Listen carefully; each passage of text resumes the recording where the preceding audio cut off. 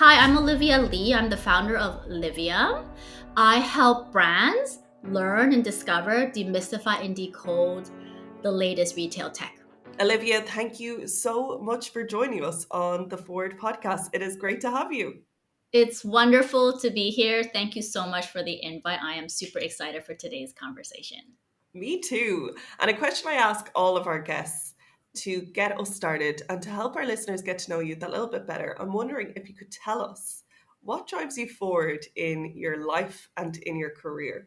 That is such a really wonderful question and is such a great way to set the tone for this conversation. So I really appreciate it. Um, I'd like to think that I'm very blessed in this kind of stage of my life where I've gained a lot of years working across many different industries. I have a wonderful family. I have two teenage daughters, and all of this are just sort of the driving force. So I think a lot of the things that kind of drive me forward in my career and my life is to set the best example I can, live the best life, have the most fulfilling life in a sense that's not by material things, but by connections, by knowledge, by putting information out there that hopefully can change someone else's life. These are the things that drive me in terms of what I care about right now. It's like eternally curious, eternally creating, and just sharing that out there and kind of kickstart it for someone else is what I'm about. But I wanted to start as well with looking at your career.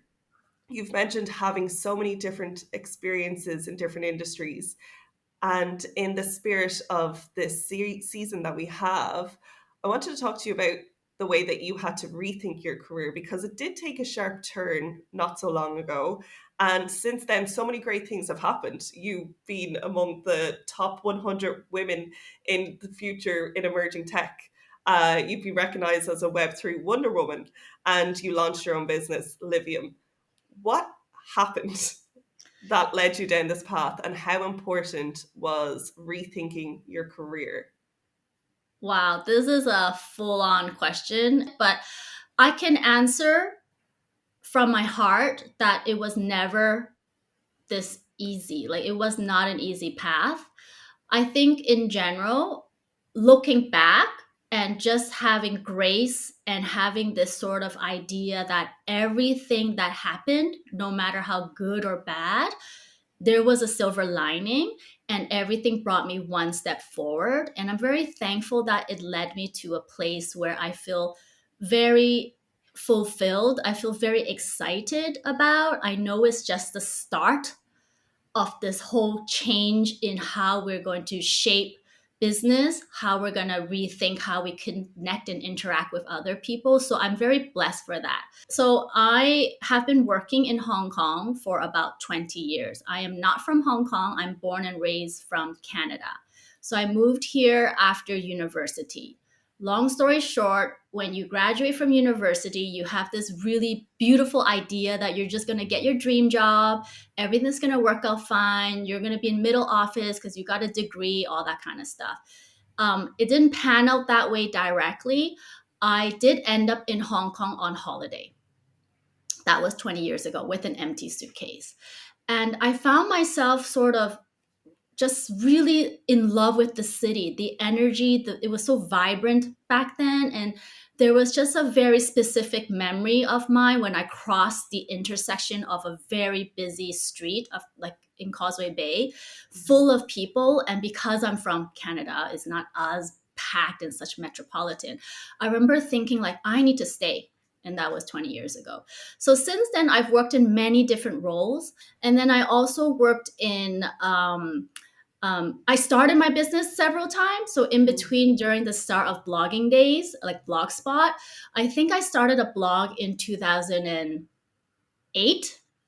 And that was sort of the start of when I realized tools are readily available for me to share. So if we talk about later, if we do dive into Web 1, Web 2, Web 3, that was the start of the Web 2 era where you're with this your media, your mobile phone or your laptop, you're able to also communicate and give your information to the world and not just read it. You can write it yourself, right? So that was the blog.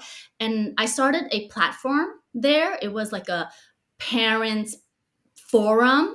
I had swap parties, and I was just trying to fill in the niche because I was a new mom back then. Mm. And then I also ran a charity fundraising business, working for a private investment office.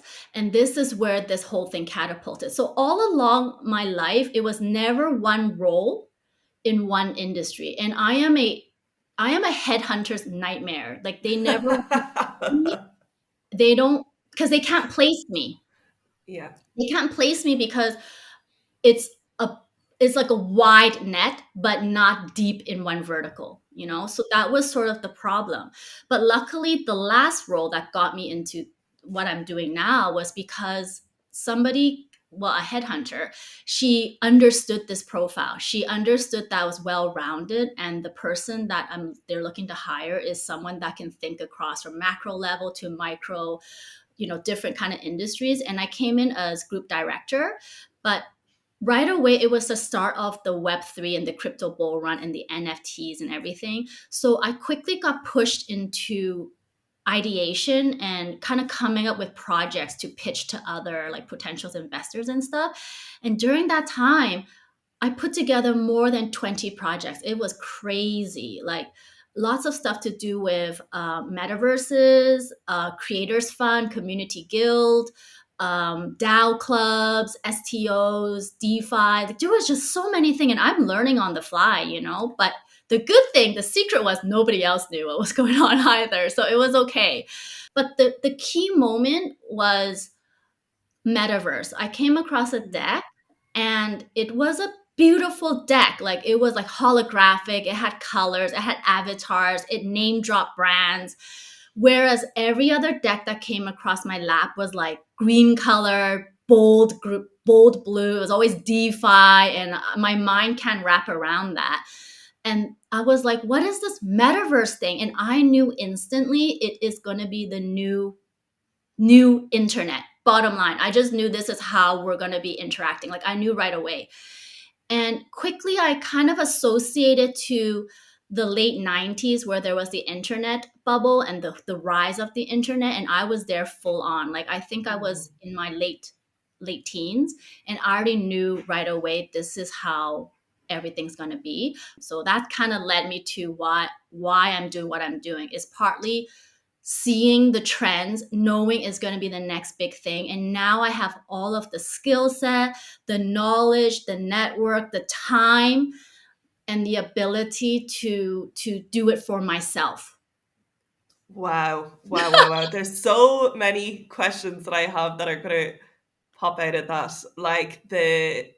I'm going to come back to this later. The recruiter speaking to you, trying to figure out how to fit you into areas. And I think that is so important for this episode as well, as going against the boxes that you may be put into. And then trusting your gut on something like the metaverse. And I wonder, was it something that you mentioned there, the way that it was presented?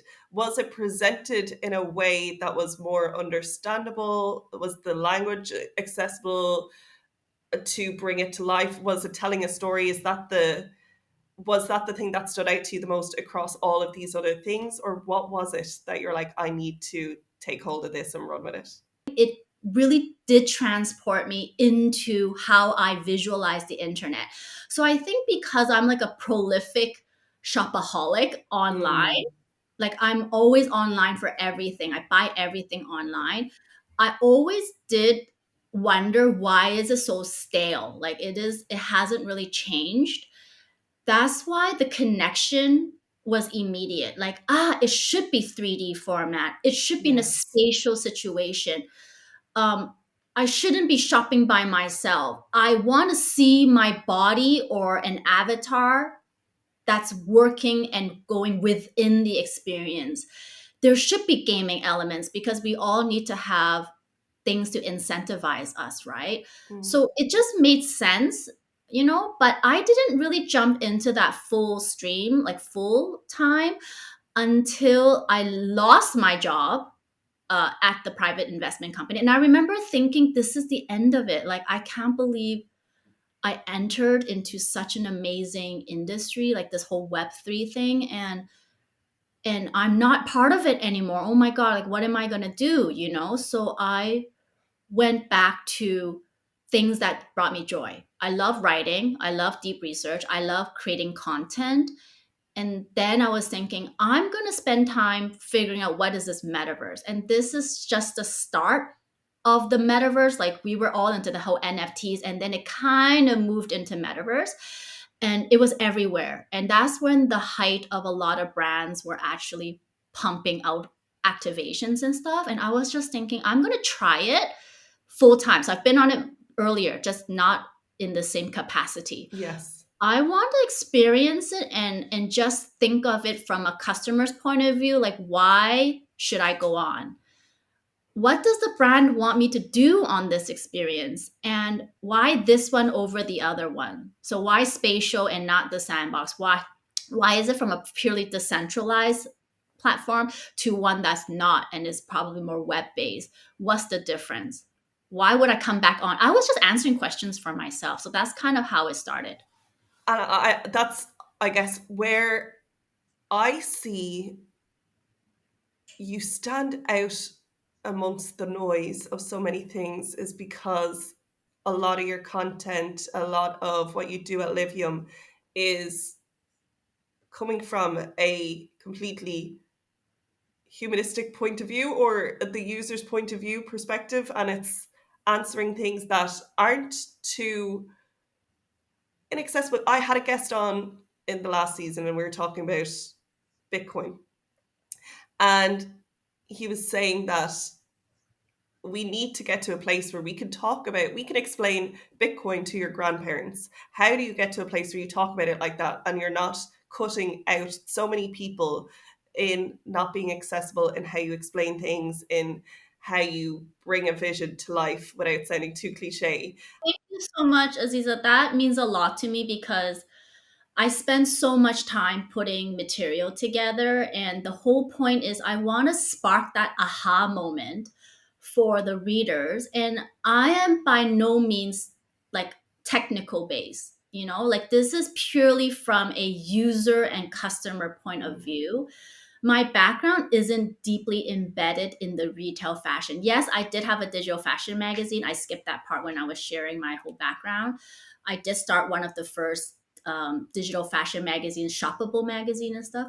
Like, it's meant to be like, it's for exploring. It's to kind of hopefully find that one piece of information that connects with you as a reader, that makes you think, oh, I get that. And then you make your own association and you make your own decision, be like, ah, that is interesting. So next time when I come across it, I will be slowly more deeply understanding of what's this about. So Yes. that's purely, so I never set myself as like a technical person, a builder, a retail expert. Not at all. I'm purely coming from a user's point of view. And you Mm, just said it so beautifully. And thank you for that. That is sort of the purpose and what I'm trying to position myself. that's wonderful. Thank you. Let's look at then digital fashion retail. It has changed so much. And I was amazed to even see that there's a digital fashion week that exists. I had no idea. And you've been at the beginnings of this change, tracking trends, trialing innovations. As you said, you were looking at Metaverse and saying, yeah, I would love to shop in 3D. And those are things that still are just emerging and still are just becoming the norm, if even. What are the biggest changes that you've seen in the digital fashion and retail industry over the past few years? And how has this entire system been rethought? Yeah. Firstly, it's moving so fast, and it's changing all the time. But I just want to say, aside from Digital Fashion Week, which is hosted and organized by Claire Tattersall, there is actually the Decentraland Metaverse Fashion Week happening right now as we speak. So I'll probably check it out today. Um, it has been an incredible change, and I've been mapping it since the early 2010s actively 2022, but I've been wearing digital fashion the minute I can get my hands on it. I didn't know what it was about. Trust me, I got made fun of. Like, you put it on IG, you have friends. First of all, sometimes if you have the right kind of uh, body pose and it's properly done, which if we talk about specific companies, it was Dress X. That was the Mm. first one I tried on, and I was on like at the beta test or something. It was beautifully done, superimposed on your body. It looks real. And you have friends are asking you like, what is this? Is this real? And I had someone ask me like, can you not afford real clothes? And Oh, wow. I know people can be brutal, huh? But then I got embarrassed. So I actually removed that post because I myself didn't know what it's really about just then. It was still very early. But to answer your question, it has changed a lot. Now, what since I first tried, like from my own point of view, when I first tried, as I mentioned, I didn't know what it was about. It was purely for novelty. It was purely for like likes, you can say. And this is how I define it now as like it's part of like a like I think of digital fashion in three categories. So I think of it as in real life, which has digital twin, digital items that you can touch, feel, watch, wash, rewear, throw in the wash, that kind of thing. Mm. And then there's online real life fashion, online life fashion, which is on your social media. So your digital self, how you portray yourself. I could have been wearing a digital fashion today to talk to you. That would be that type. And then the third one would be unreal life or bigger than life, which is strictly mostly in virtual gaming platforms. And it's like a digital skin, it's a gaming, it can help you level up, it can help you unite with your community, just like you'd wear a jersey in real life to showcase your favorite football team. So that's how I. Mm. So digital fashion, it started out with just trying on clothes, and I was buying these things up so fast because I was deep in the metaverse. I was in the and I already went through the trends of the PFPs, the music, the art. Like I was like a virtual land tycoon, I like to call it. Like I have apartments around Paris, Bali, LA. I had an airplane. Like I have them all. But strangely enough, digital fashion was the last one.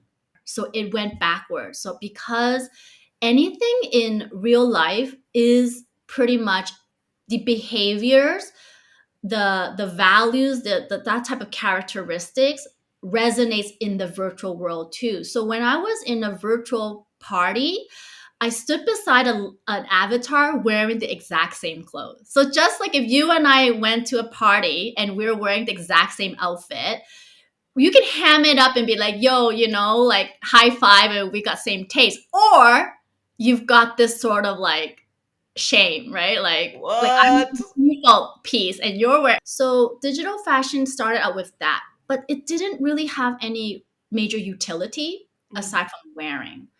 Then I got deeper into the usages. Digital fashion as an NFT can help you be deeply embedded in a community that that's issued out for by the brand, or maybe as creators that's working with the brand. So it went from wearing it with no purpose, strictly for likes. Then it went into maybe the NFT blockchain element of it, which I like to call it the connected user journey, which I haven't touched upon in a while now, and we can talk about why. And then it went into things like AI, sizing, utility, purpose. So I see it changing throughout. And even these digital fashion houses have changed a lot. Them themselves believe in it. There are integral reasons why digital fashion should exist. Then it became that they need to pivot too, just like any industry, because the market simply wasn't ready for it.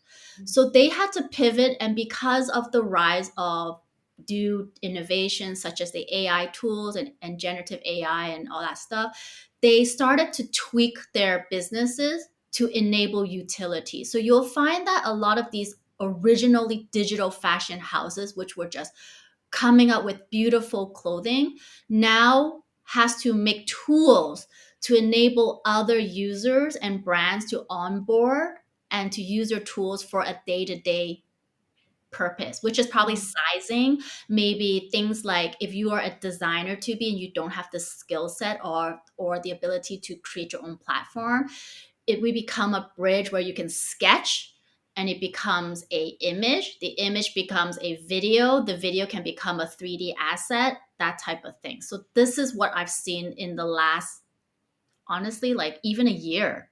That's what Mm. And where is APAC in all of this?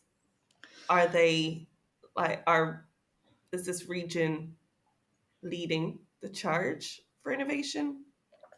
I'd love to say that we are. Mm. I don't think we're there yet. And I think, in all honesty, I think this is probably why I hope I can be the one that's leading the charge, even within Hong Kong, because I don't see that much of the innovation right now. Mm. If you think about big brands like luxury houses, international, big brands, likely um, Asia are probably the secondary offices, the regional offices. They're not going to be the one that's going to be leading the charge in terms of innovation. They probably want to wait for the head office, say based in France or London or whatever, to kind of make the call. So I find that it's not readily available. Like if you see like viral billboards, like those 3D CGI billboards and stuff. Like I've never seen it in Hong Kong. Mm. Like just certain things is kind of missing, and I think that's probably because brands that are able to have those massive budget to deploy such a thing Mm. probably needs to have the sign off from the head office and stuff like that. So I don't see it trickling down the line so much, and I hope that in time we'll see changes, but I don't see that much innovation just yet. And when we're talking about, there's two things I want to ask you. When we're talking about innovation, and I guess this probably links into digital fashion, why it's so important for brands. Can you tell us why it's digital fashion is so important and what those innovations are that we are starting to see happen? So you said the sizing, going from digital only into real life as well, and you mentioned your digital twins, and you even trying on clothes on on Instagram and sharing them with your friends and be like, oh, is this weird? What are the key things that drive this importance, and what are the innovation elements that you're seeing come through? Okay.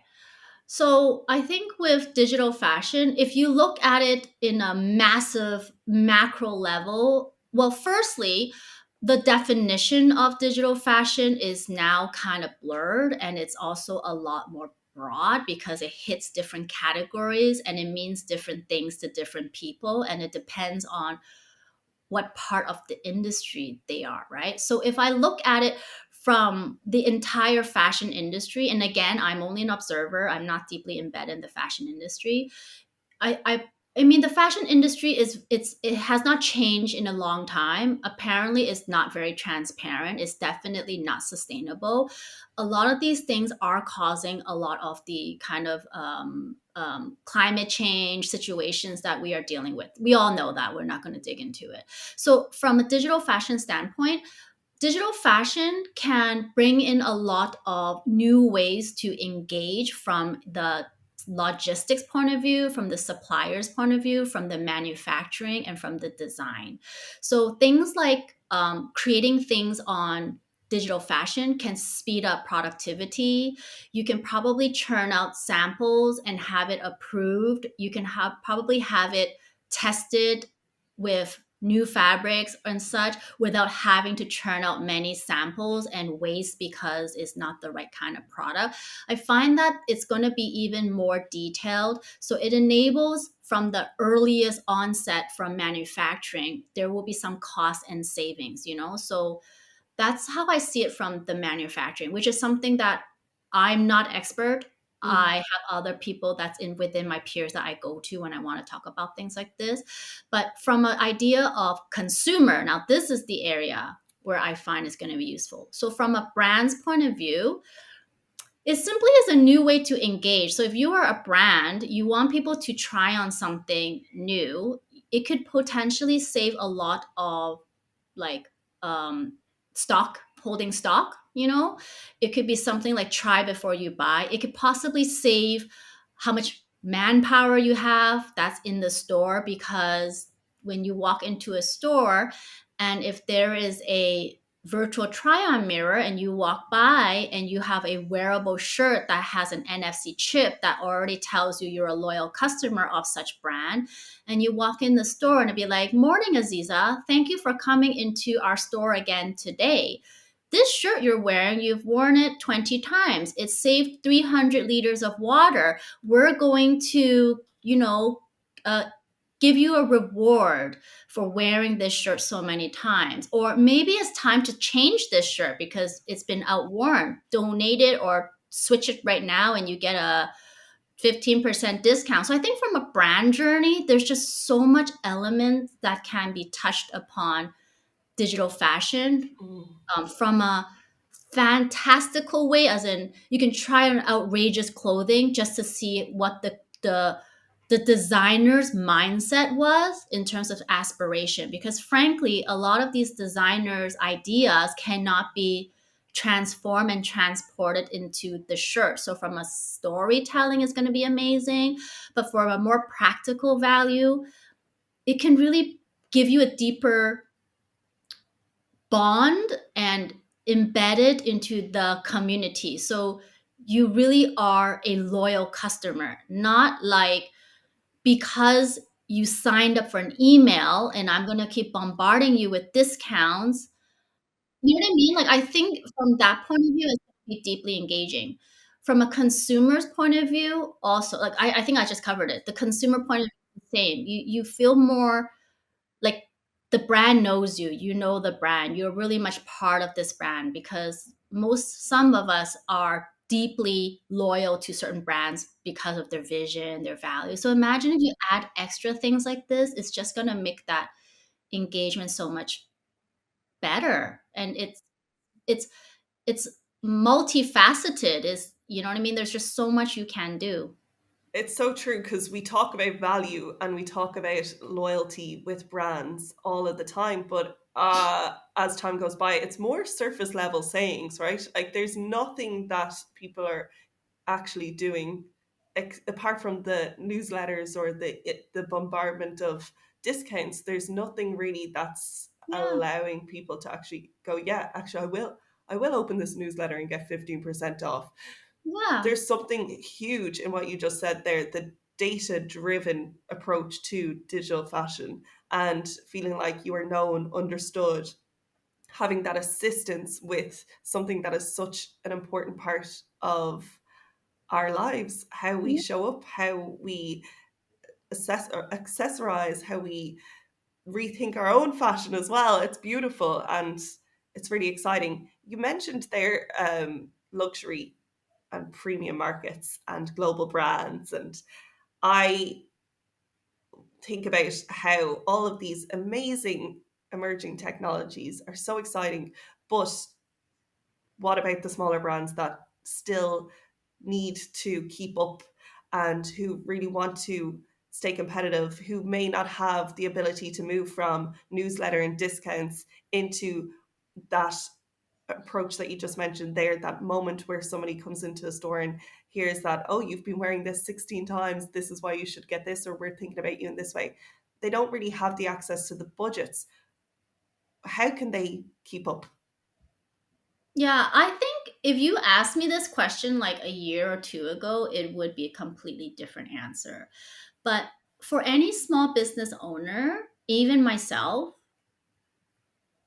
the tools are all out there. You just need to have the drive to look for it, and the mission to make change. A lot of people are just comfortable doing what they're doing, or they always use budget as an excuse. Like, I can be very lean. Like, I can get stuff done for $0 if I have to. Like, if you want to, you can get it done. But mind you, those tools are readily available. A lot of these are brand new companies, so they are looking like it's gonna be easy for trials.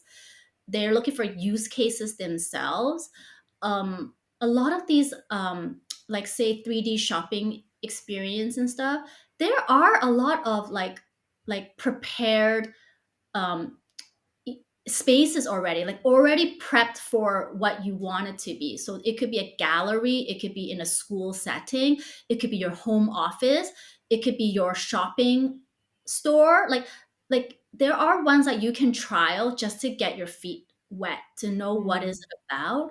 And then at some point you might want to upgrade and customize it, right? And this is how I've been doing everything too. I really go in by trying it for myself, learning it, I share it. That's part of what I do.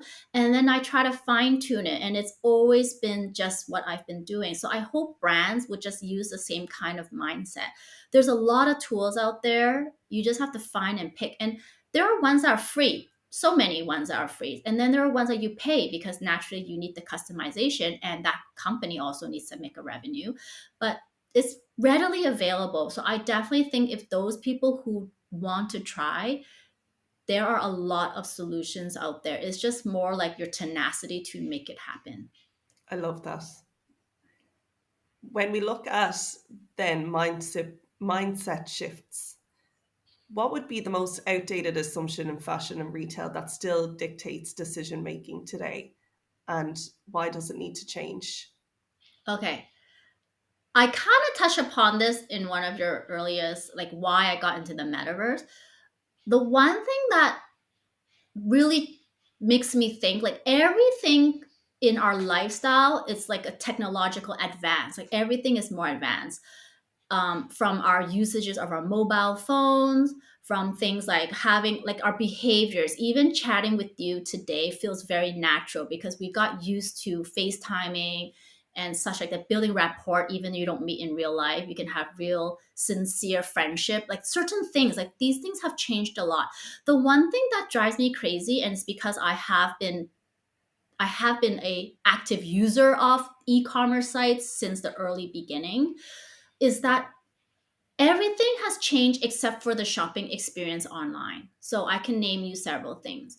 First of all, it's still flat. Why are we still scrolling down? It's always scrolling down, scroll, scroll, scroll. Like websites can change the whole layout. You know, like all of a sudden the hero banner is the biggest. You're gonna come into some like introductory movie. You know, like they embed social media in there now. Like there's just so many things, but it is still the same. It's flat.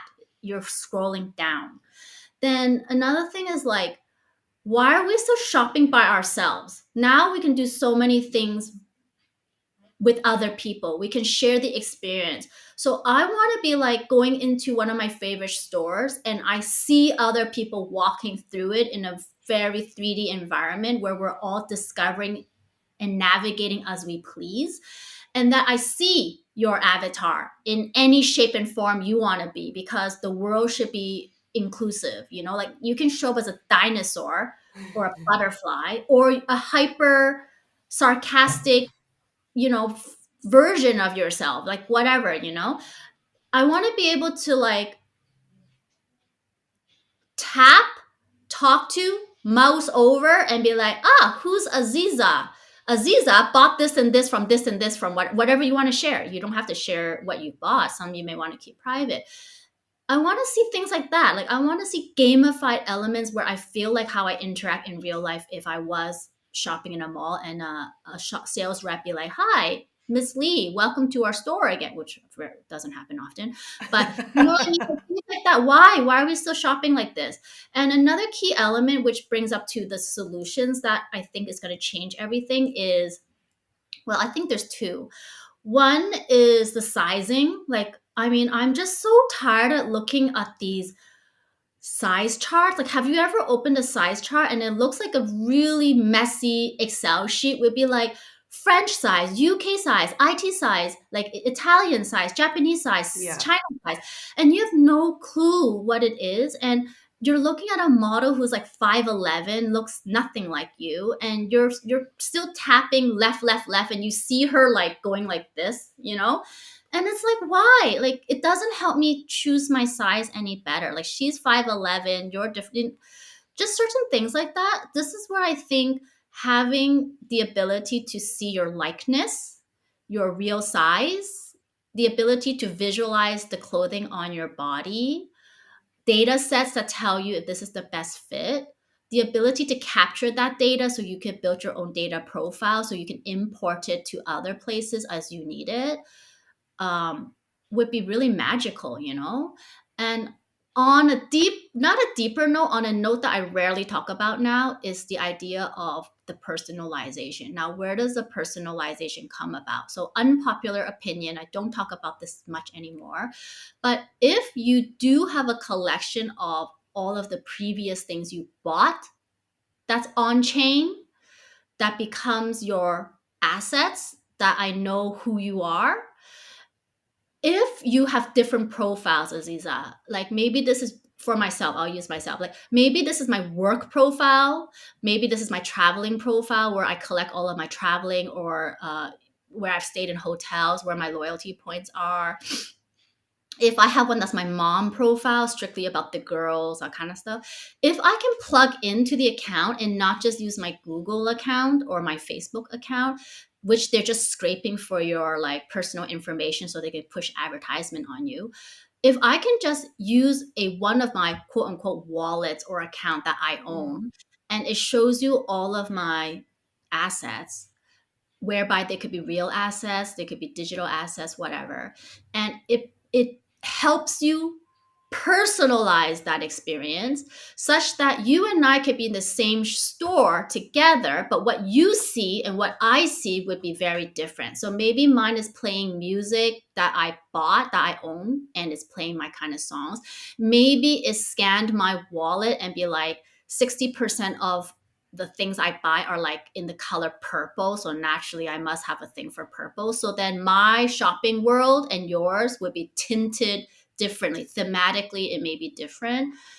Um, and it could also have like 0-second decision making for you. It would be like, Mm. you have mostly t-shirts. You like off shoulders. Okay, so these are the like what I see may change. So what you and I see visually could very well be tailored. Like that to me is like how I'd like to see it. I don't know if I'm going a little bit over the top, but I can't No, talk about this anymore because I feel go go over the top, go off. No, I honestly, because I wanted to ask you about looking into the future, what will how would fashion change, or what the way that we discover, shop, and interact with fashion, how would that change? And you've answered that so thoroughly and opened up, I know, doors in all of our minds for sure, on things that, you know, the quote is like the future is something that people may not have even imagined yet, and it's things that you couldn't even see possible, uh going beyond the flat website and the scrolling to actually having, we talk about personalization as well, and saying the word personalization, is it actually personal though, or is this the next level of it? So in that sense, I want to know, how close are we to making that actually possible? Or do you actually see these visions coming to life? Are there any brands out there who are doing this? In short, no, I don't see any right now, but all brands are treading lightly, even if they are spending a lot of time and money and effort. And I really, that's wonderful. And I'm so glad for that. And I'm always discovering and reporting on these brands are doing things. So I just did another massive one on Walmart, just breaking down everything they've touched upon. But I haven't seen one that is like a fully engaged 360 plan that's going to bring you deeper into the world. I have not seen that yet. Um, but brands are making their moves. They're trying. It's about trial and error and seeing what works. And you also need to readily adapt what the market can access and what they're readily available and like ready to try. So even if they create it, if you don't have the kind of people who's going to get it, it's just going to be wasted resources, right? So I don't find any brands doing it just yet, but Yeah. I do think there were a lot of barriers before, but now with a lot of this AI stuff, it feels a little bit more possible because the problem with metaverse is that the tenets of it would require some key points, right? It's got to be like live rendered. It has to be able to host many different people. It must have the consistency that whatever I do is persistent, and whatever I achieve and buy it's a part of my individual profile and it brings me to different platforms Mm. as I go along to different metaverse, right? But that's the interoperable part. And it's not possible because every data, and I'm not technical, data and stuff have different formats and they're just not compatible, let's say, right? So, but I think with the progression of AI and stuff, and there's no need for humans to make such change, maybe they can kind of convert it at their own. That's going to drive this forward. So I think it's probably closer than what I would have imagined. Yes. We're still far away. You mentioned Walmart, and I saw a quote from you that you had shared from the global CTO. A standard search bar is no longer the fastest path to purchase. What innovations then in search AI personalization are actually making the biggest impact? You said there brands still have work to do, but I'm wondering, is there a space where we can talk about something that I know we wanted to mention earlier as well, which is AI agents too? Oh, Is there okay. links between those?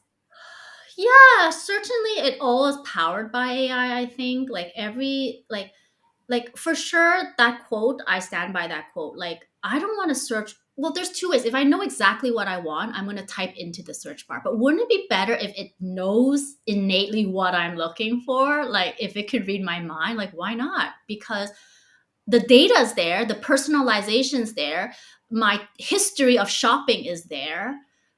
It's already done. Like if you think about it, if you go in marketplaces, it's already using algorithms to show you what they think you want to know. But how can that be more fine-tuned so it's really exactly like by your price point, by the region, by the quality, like you know what I mean? It could be further fine-tuned. Um with with kind of these tech like search and stuff, I think definitely, AI agents can bring a level of personality to websites and experiences. Um, it can drive it in a way that it can ask you the right questions. It can innately know. It could be your personal agent. I mean, your personal AI assistant. Like it Mm. already knows.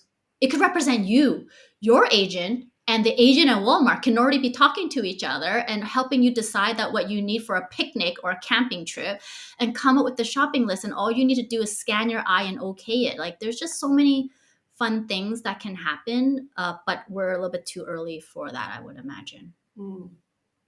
And how are you watching AI agents yourself? Because this was mentioned to me by a previous guest in terms of one of the emerging trends that they are keeping a close eye on. Yeah. I think it's going to change the way we work. It's going to change, it's going to give us more time if we know how to use our time better, you know. It should free up a lot of time for us to do things that we enjoy or focus on. It's going to make a lot of impact for big businesses and smaller businesses. I'm exploring and looking at the idea of having AI agent as part of my team. So I'm not running everything by myself, but maybe I can have a social media strategist that's on my team that's going to help me make all of my media posts and connect with all of these other AI platforms that can feed information by scanning what I write about on LinkedIn and help me prepare the post as I need and just post it. Like I see that it can help a lot of companies and businesses Mm. in terms of simplifying, making it more rapid, making decisions, like sporadic decisions. So it's not a one off thing. So I see that is going to be quite interesting. And one of the new things I've been thinking about a lot more lately is how do I, how do companies change their online presence into a more active live company. So instead of back to the whole idea of flat shopping experiences, why is a website that talks about say LIVVIUM flat and it's just a landing page? It's just a Mm. page where I highlight my services and products, highlight my background, try to get you to book a demo.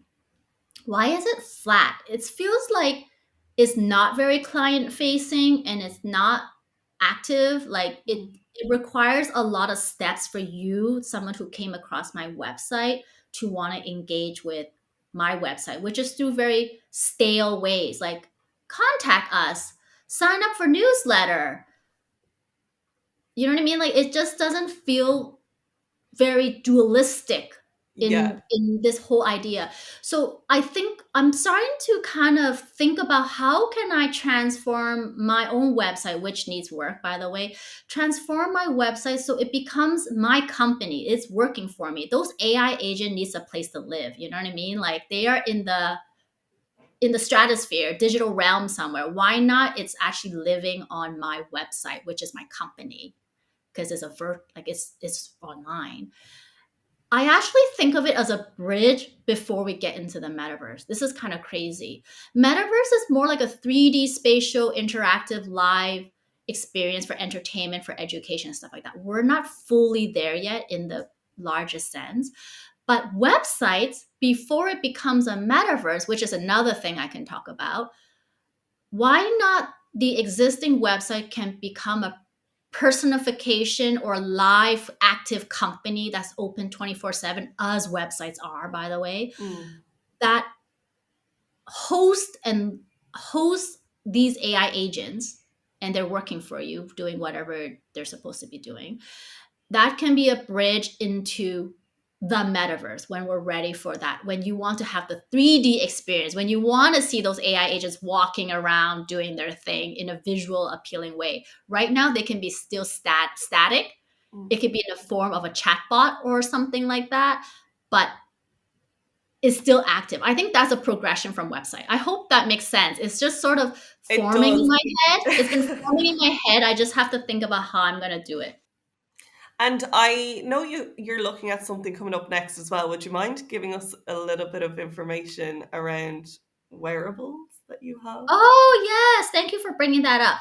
So, I have a digital t-shirt collection coming out. I've partnered with somebody very talented. And again, our entire working relationship was built purely online. I will be meeting her in person next week when I go to Dubai. Her name is Zoha Khan. She is the founder of Cult Alara. And I just liked her. Like we spent a lot of time talking in the last year or two, and I had an idea for a project. And the project is called Exposed Layers. Now, it means different things for different people between the two of us, like as a partnership. Um, for me, it's like a tangible way to introduce all of the interesting elements, Web3 or not, to the world. So imagine a t-shirt that has like the NFC chip. So when you tap it against your phone, it's going to open up a platform where you can mint it, as in putting it on chain. You can embed it with a message to somebody. It's your eternal receipt. It can tell you it's a digital product passport. It can tell you where the item was sourced, when it was created, how many items were made, how do you wash it, all that kind of stuff. So that's part. It has the AR, so it will have the visual element of storytelling. And then at a later stage, it will have the gaming element. So the idea of exposed layers is essentially just peeling away all of the layers such that anyone I come across or wants to wear the shirt will just find the shirt continuously evolving, just like the space is continuously evolving. So a shirt is not a shirt. A shirt will continue to storytell and bring newness to your life. So that's exposed layers. We're looking to do pre-orders soon, and then it should be launching soon. Excellent. Well, for anyone listening, I will add information into the description here as well for you to follow and keep up to date with Olivia as well. My final questions to you, because I can already see this through this entire conversation. You're constantly rethinking, you're constantly thinking of new ways of things to be done. You're looking at problem solving for actual problems, the sizing, all of these things that oftentimes are so small that they get overlooked, but are such big things to people and to our way of shopping, living, all of these things. How do you personally stay open to rethinking in your life and career? How do you stay open to change? Yeah, I don't think about it because I live and breathe it. Like I'm always open to change, and I'm always looking for the new thing, and I'm always looking at it across different industries and different generations. So I like to see what the kids are up to. I like to see what the teenagers and the 20-year-olds are up to. Like, I just kind of have a natural curiosity. So, but the things that make me rethink are usually innate. Like, it has to do with how it's going to make my life better, or the industry that I'm so passionate about, which is generally the digital fashion and the metaverse related retail tech type of thing. So I would start rethinking in a deeper level. But I'm just always curious, just want to see what's happening and what's next. Yeah. And finally, my last question for you is one piece of advice that you would give to your future self. Everything's a step, everything takes time, and just enjoy the process, I guess. Like I can't rush it, so I can look back and be like, I've done so much. So enjoy it. I love that so much. Olivia, thank you very much for joining us on the Forward podcast, talking about rethinking fashion, the future of fashion, the future of digital retail as well. Thank you for your time. It has been an absolute pleasure to have you. Thank you so much. Thank you.